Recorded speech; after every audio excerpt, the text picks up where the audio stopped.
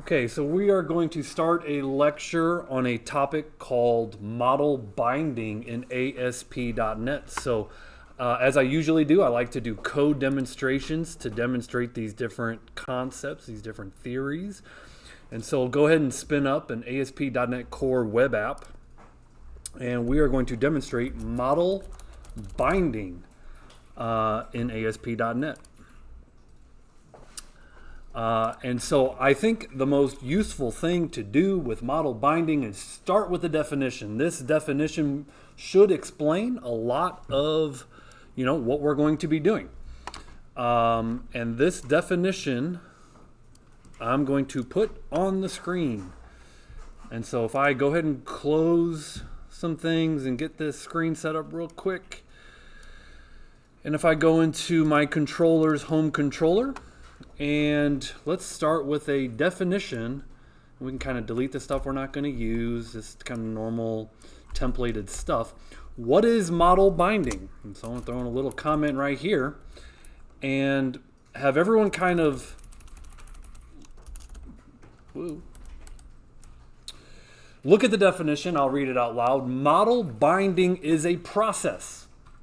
Okay, it's a process. It's a series of steps, if you will, that maps HTTP requests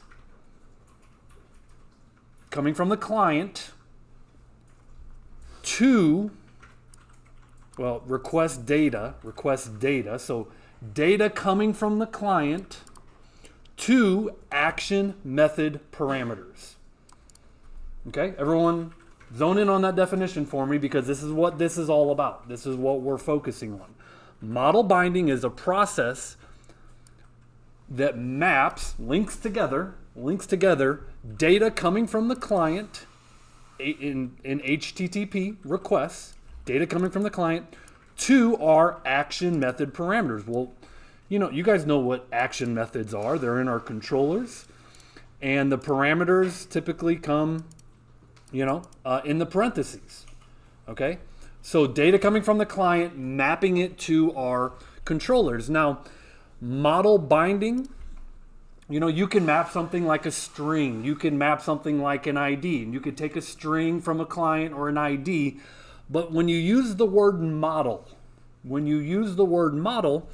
I generally think, a C# class, right? So model binding, it is true that you can map classes, and that what makes sense in my mind. So I'm going to demonstrate mapping to a class, okay? But you can also map to simpler types like ints and strings and that kind of stuff, okay? So I'm going to start real quick with the class, and it's going to be a simple C# class in my models folder. Since this is model binding, this just makes sense to me. We're going to bind to a C# model. Again, kind of linking data from the client to the parameters. And so class participation, what is our thing? What are we creating here? Someone give me a thing. Not all at once. A record shop. Records. Okay. Record shop, but record shops of course have records. Are we thinking like old, what do you call them? Vinyl records? Sure. Like old school records. We're not talking CD or MP3s. Oh my goodness. No, we're going old school. Okay, record shop. That'd be a good final. It would be a good final. Okay, now our record shop, to keep it simple, we're just going to have an ID. Prop int ID. So our record is going to have like a record ID and a record name. Okay? Now by convention, you could call it record ID or you could call it, record name. But the more I do this, it's like we already know that this is a record. Therefore, just call it ID and name. That's my preference. Okay? And so what we're talking about now, since we have a namespace, model binding.model, let's kind of go over onto our controller and add a using statement of model binding.models so that our methods can use our record. Okay, now, this is the next important part. Number one, understand the definition of what model binding is. The next important part is this. There's 3 ways that model binding can happen by default. Right? 3 ways by default. Okay? And there's a little bit of a precedence here, like an importance, like some, we'll learn the precedence. Okay? Number one, on you can get from a post from the form. Okay. Number 2, so what you would say, the body, the HTTP body of a post request. This is another way of saying it. Okay. So this is what we're going to do first. We're going to have a post from a form that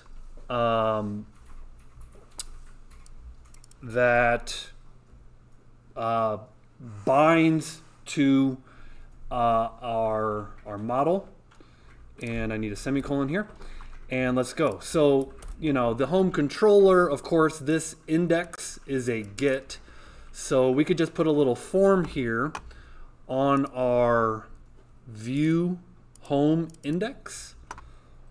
Okay, and so what I'm going to do here is I'm going to just delete what's on my index,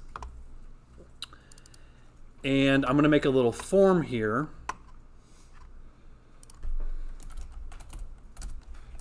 ASP action, sure, this will be an index. Method is post. And we just need 2 fields.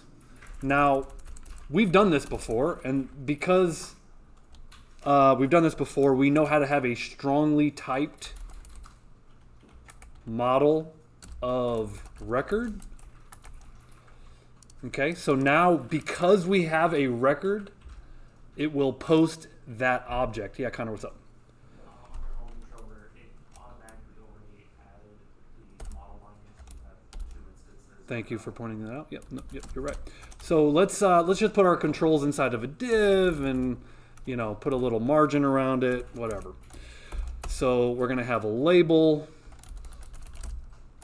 ASP4, and this will be ID, and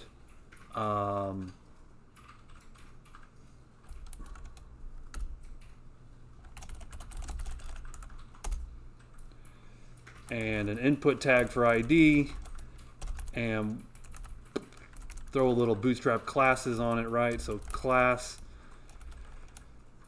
is form label, class is form control. This should be the syntax you guys are most familiar with because I believe we've done this. And a record also has a name, and this is the record name. And of course we need a button, type of submit, and class is button primary, and submit. And so this will post to an index method in our home controller. So we have to make this method public iActionResult index. It'll accept a record. And what do we do with that record? Well, sure, we could send it back to a view. Let's just put a breakpoint in here just to demo this, right?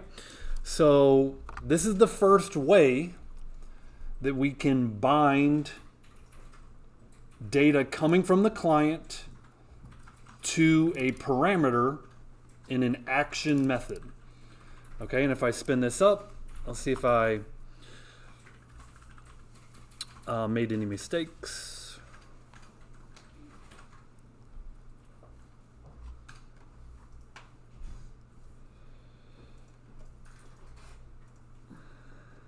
Wait for it.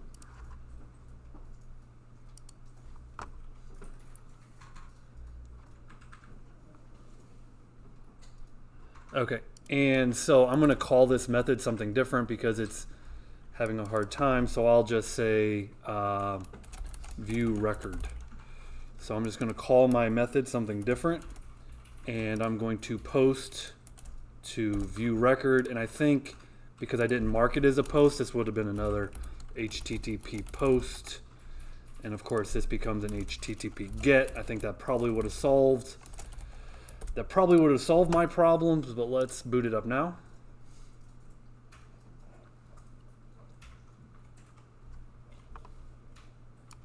Okay, now just because I'm not happy with changing this name, I'm just going to put it back to index. I think I just needed to add get and post.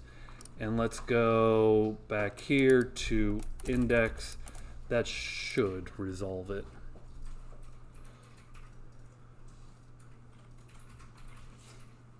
Okay, problem solved. And I started with breakpoints and record name, whatever. There's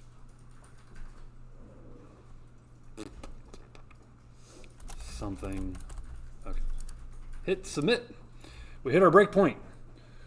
If I inspect my record, the ID is 123, the name is something. We have successfully bound our model to a action method. However, you guys are probably bored. You're like, Mr. G, we've done this before. We know how to do this. Kind of an interesting thing. Let's take this into something we haven't done. There might be a case where your model is not strongly typed.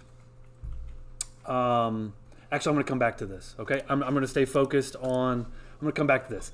3 ways to bind data to an action method parameter. Number 1 is in the body of a post. We have done that now. Okay, number 2 and number 3 are kind of similar. So the second way, model binding using route data and model binding using a query string. Okay, these are 2 more ways to bind data from the client to the server. So let's write a method. Public I action result. So we're going to call this method get record. We're going to accept record, just call it record R. And because I'm not really going out to view, I'm just going to return content. And I'll do a little string interpolation here, and I'll say the record ID is r.id, and the name is r.name. So this is kind of cool too. Now we haven't done so much of this. What I'm going to do, so if you think about the route here, the route is by default the home controller / get record. And let's hit this route. Let's put a breakpoint in here. Now notice this is not in a post. Okay, so this is going to be on a client get request. So this is a get request instead of a post. So this was the first way, was a post.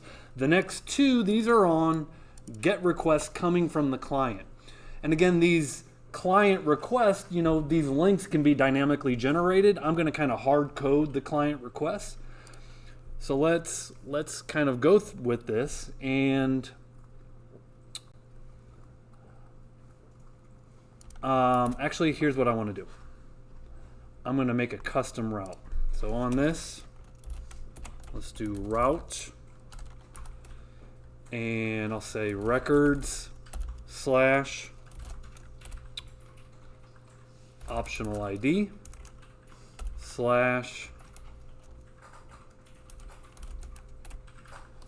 what was the record name? Okay. So to hit this get record, I'm just going to go to /records, pass it an ID, and pass it a name. Yes. Can you leave the dollar sign there? Um, That will return with the dollar sign before Do you need the dollar sign? You could probably get by without it. Let's keep it in because it just makes it nullable. What did I do?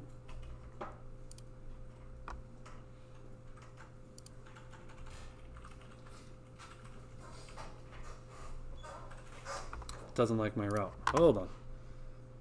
I forgot a forward slash right here. It's slash records. There we go. Boot it up.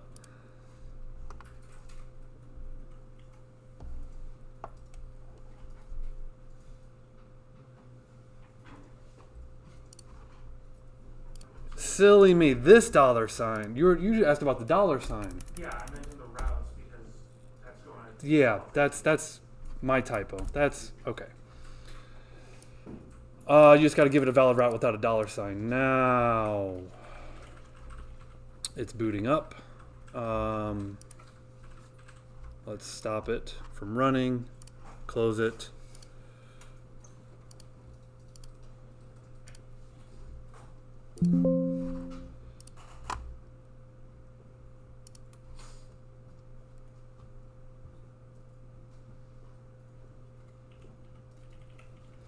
That's better. Okay, now we're not doing a post request. We are doing a query string. ID equals 345 ampersand. Name equals the record. And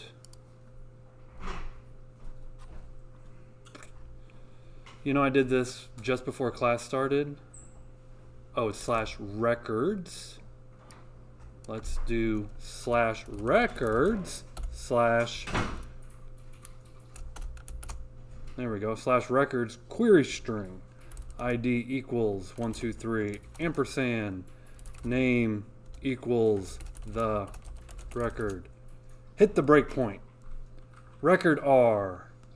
ID 123, name the record. Cool. My mistake for my typos. Please forgive me.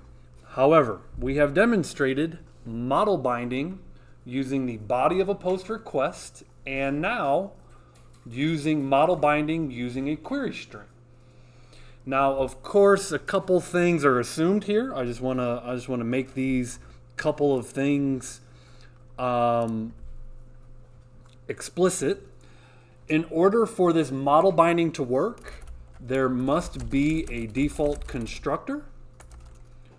Well, remember in C#, the default constructor is for free. The default constructor looks like this. Now, I didn't have to code that because you get that for free.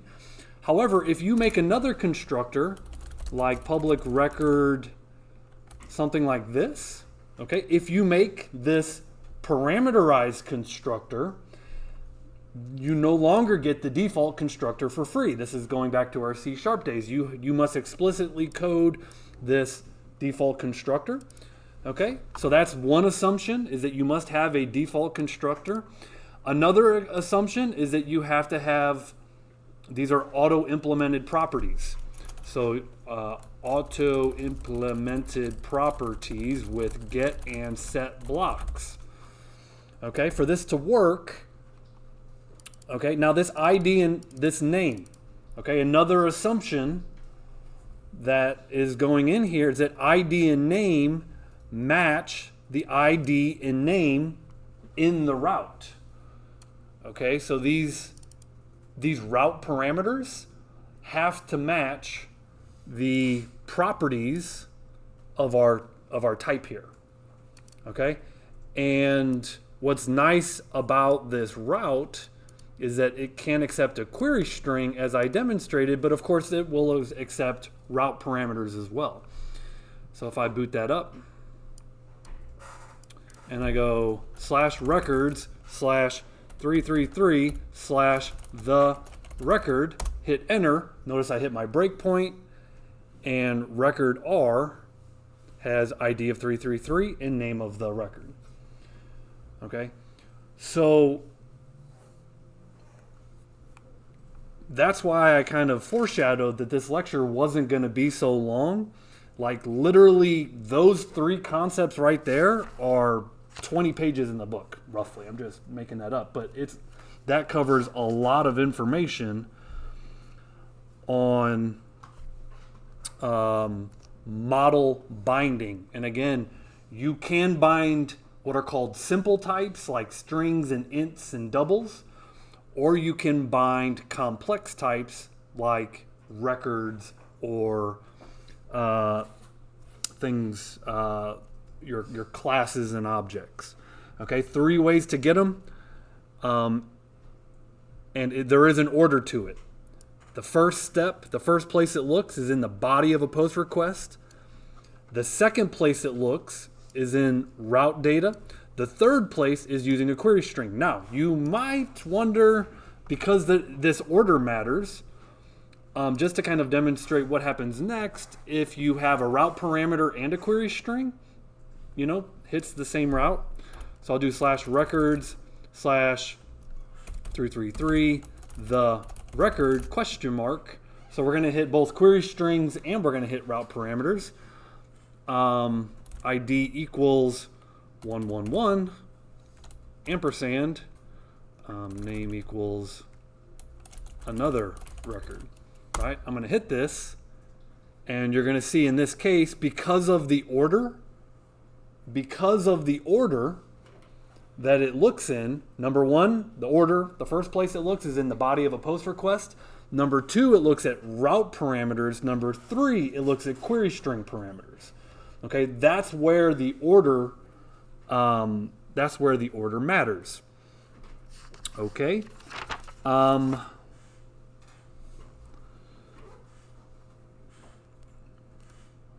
You can change that. You can actually decorate your parameters, and this is kind of jumping ahead in the book, but if you look at page 381, you could say, hey, I actually want to change my record. I want to get it from route or from query. So you can say the whole object you get it from one area. So I just demonstrated how, the route parameters kind of win out, but you can change that. And you could say, hey, if I want to do /records /333 the record, and then I'm going to say query string ID equals 111 and name equals another record. When I inspect now, you can see 111 and another record because I just changed it, right? So you can decorate your model to say, hey, I know in this case, in this method, I want to get my data from this place. You can change the default behavior of model binding and the order that is implied. Okay? Can it get more complex than that? Well, not complex, but can you change it in more granular ways? You can change it in more granular ways. What's up, Sam? So, right now we're saying get the entire record from the query string. Let's go into the record class itself. I'm just going to delete this. And I'm going to decorate these attributes. And I'm going to say from route, get the ID from the route, and get the name from query.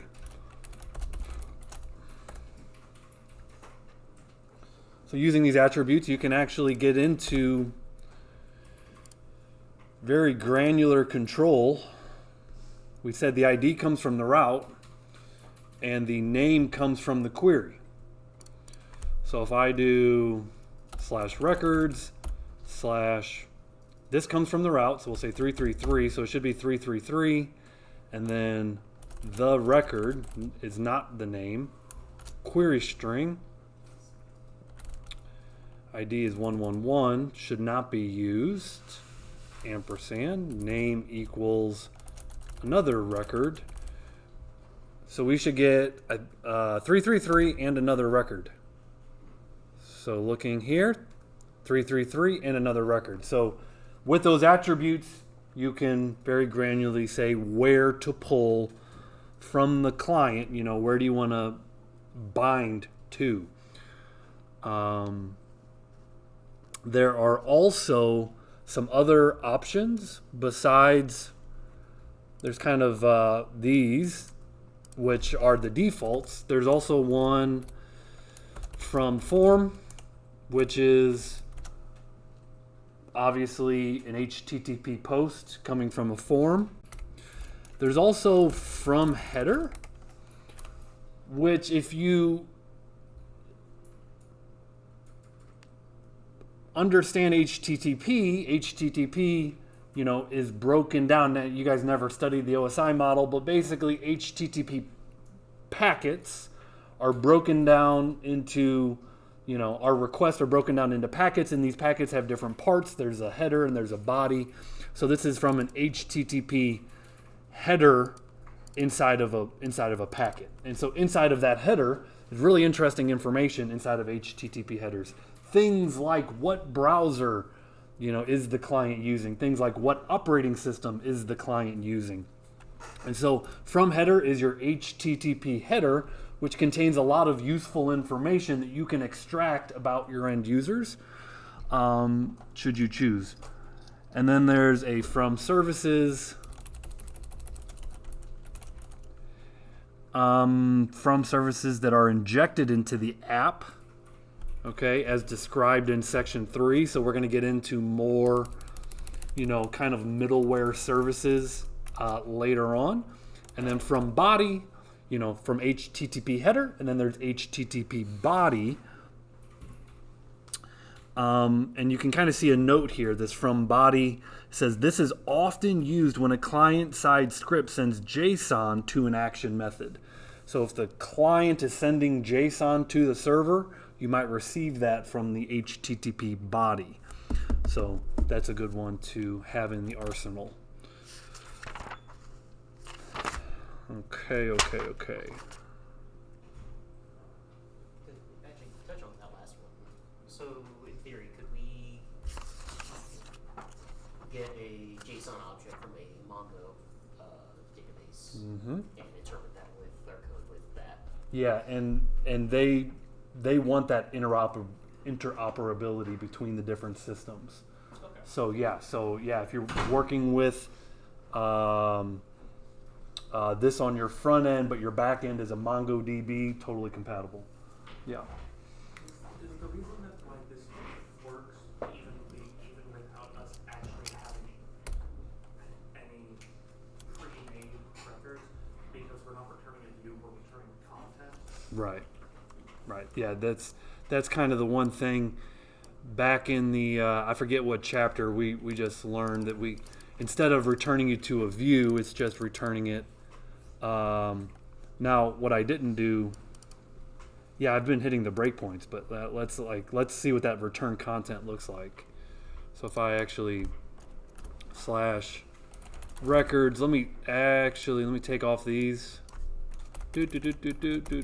Save that and refresh /records/111 the record. Right, so we're just getting a little string content being sent back to us. We don't have to go out the front door to a view. And my syntax is off, but there you go, clean that up. Get rid of the $signs.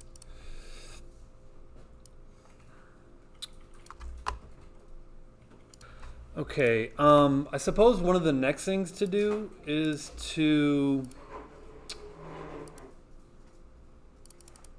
on our model, now here's the deal. So on our view, we have a strongly typed view. It's returning a record. But there may be a case where you may have multiple forms and your view might not need to be strongly typed. So here in this case, if we change this to the name attribute, since this is no longer strongly typed, And it's actually not case sensitive. So I can leave it capital N or lowercase. That's one of the benefits here of using this. And so the attribute is name, ID, and name. Now, name equals name. That seems like a conflict that doesn't look too good. But let's now kind of go back to my post. And now that I don't have this strongly typed, what we can do is it should still kind of work because the name will bind to the record. But let's see if that works out of the gate. We might need to add one line of code, I'm thinking. So if I say record 444 and the record and I hit post. Okay, so good. So by changing the ASP4, as long as the values match the properties, they're able to bind, which is good to know, right? So it makes it, I would say, if you can have a strongly typed view, then you automatically get that ASP tag helper, and it just helps line things up nice and neat. But I don't know, let's have another method that works with something else, right? So let's do another HTTP post public I action result called add, I don't know, just add student. And so let's just make a model for a student. Well, hold on. Let's just keep it in scope here. I don't know, artist maybe? Sure, add artist. Add musician. Okay. So like an individual musician. So let's add a class called musician. And it's going to have the same thing. A name and an ID. Okay, so musician ID, musician name. Now, musician M. Return content with the musician ID and the musician name. Okay, so here's again, we were on pause there and it was like, hey, what are some of the things that are new? Well, here's another thing that is new, right? So what if we have on one view, we have multiple forms. ASP action is now add musician. Method is post. And we're gonna have an, let's see, this is looking good. Name is ID, name is name. Musician name, extra quote, and close the div. Okay, so now we have one view that's posting to different. Didn't mean to zoom out there.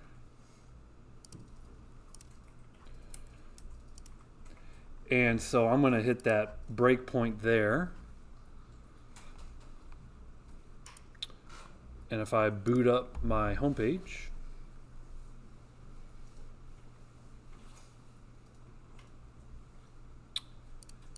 and I'm going to go musician ID.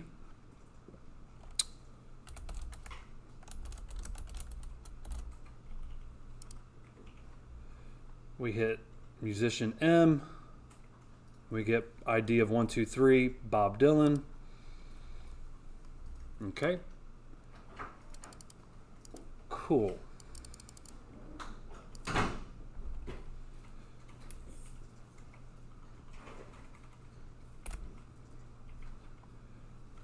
And because our fields match the properties, that wiring can automatically take place. The next question becomes, well, what happens when your types get more complex and you might not have a field for everything? So,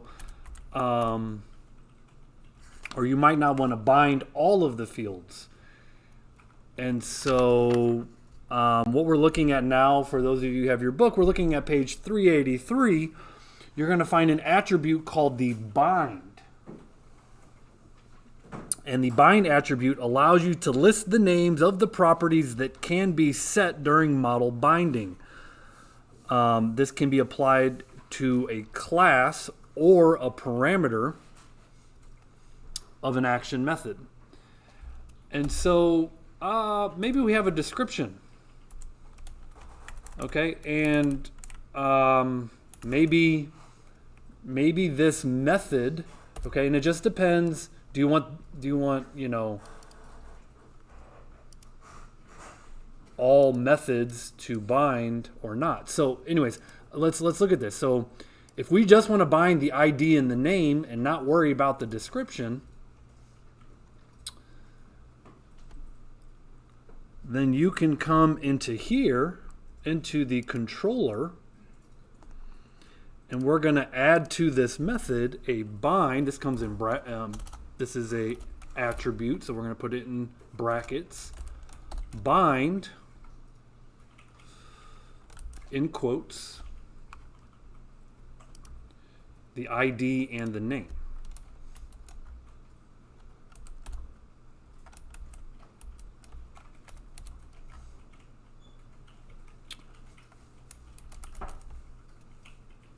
And I think I got an extra quote right there.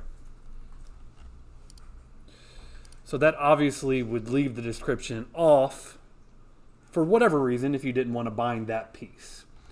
Let's see that still works.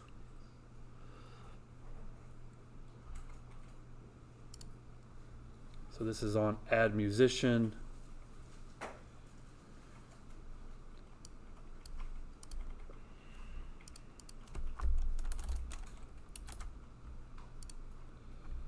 And we hit our breakpoint. Musician M. Notice it doesn't have that description even listed on musician M, which is interesting, right? Because you would think if you instantiate a musician that it would come with a description, now that we have a description. But this musician, we're saying leave that off, which is quite interesting to me.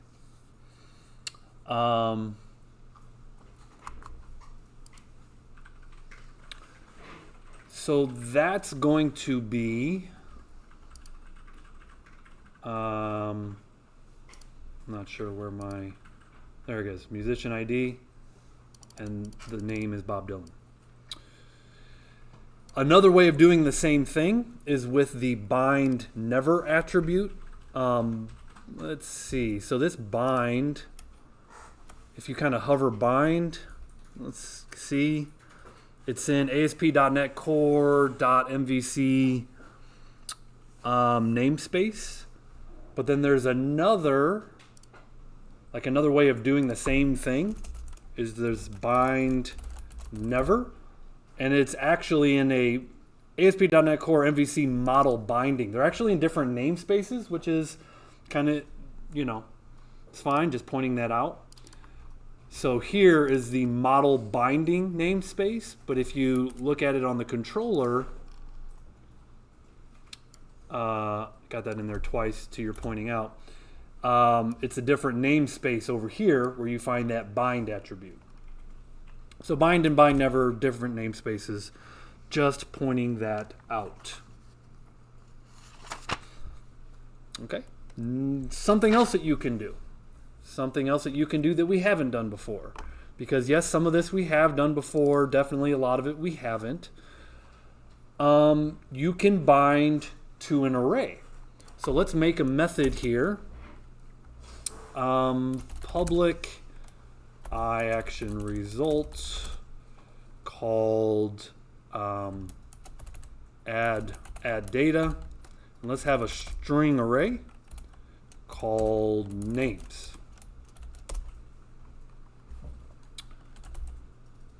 So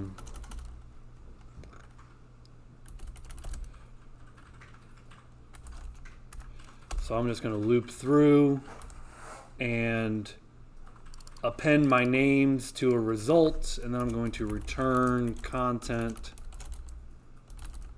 which is my result. Okay, so I'm going to have this method called add data. It's going to accept a string of arrays called names. Add data. Let's go back to my view. Let's add up another form. And I think it was called add data. Method is post.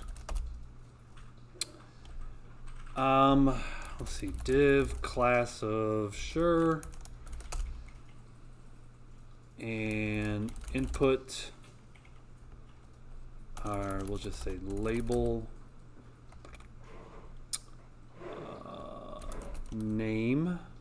Now it has to, we have to match the parameter called names. So I'll just call this student. How about that? Student names. Let me right click, rename this. Rename to student names. Just for a little clarification, for whatever purpose. Our array is now called student names. And so the label, actually we don't want that. Label for the student names. Class is form label.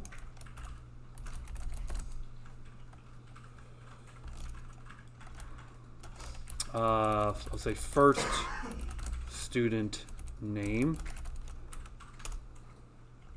And this name right here needs to match the identifier of here. So student capital names, even though,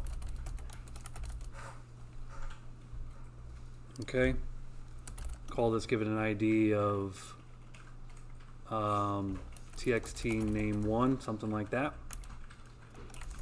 Okay, so we're just gonna have a couple of text boxes here, and then paste that. Label student names 2. Form label, we'll say second student name. And again, this input name and that input name are the same. That's going to be the data that goes into the array. And we'll call this text name 2. And let's do a button, submit button, and whatever the color is.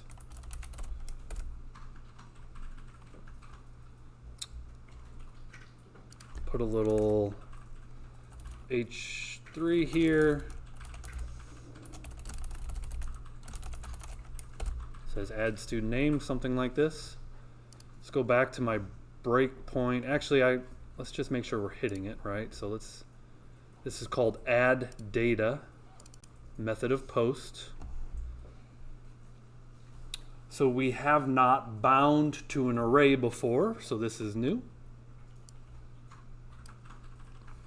Okay, Jake, Bob, submit. So student names is our array, and we got Jake and Bob in our array. And of course, if we run that method, it sends Jake and Bob back. You know, what I like about this chapter is I think several people in this class have kind of expressed to me, Mr. G, like, I see it working, but I don't understand underneath the hood, right? I think we're going underneath the hood a little bit about not only, you know, what is happening, but also kind of why this model binding works and the order and, you know, the different ways that it can work. So I like this chapter because, again, it gets under the hood a little bit of model binding in MVC.